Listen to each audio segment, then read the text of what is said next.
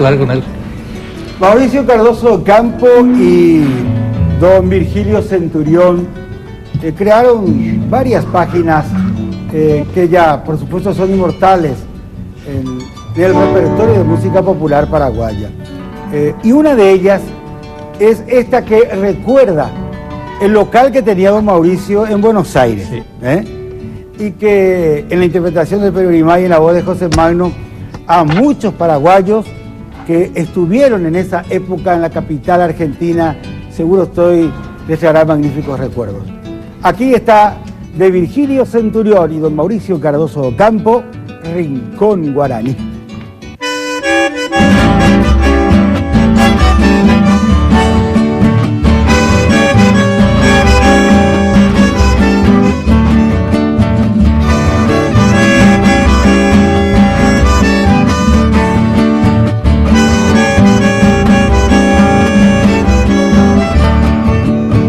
Rincón alegre que florece en Buenos Aires, pequeño solar guaraní, aquí en el Plata Gentil, las mariposas de mi tierra paraguaya lucen su donaire sin par, en ti rincón guaraní, en ti se escucha el cantar de la patria amada, en ti se aprende a olvidar penas y dolores, en ti renace la paz de los corazones, en ti rincón guaraní vibra el Paraguay.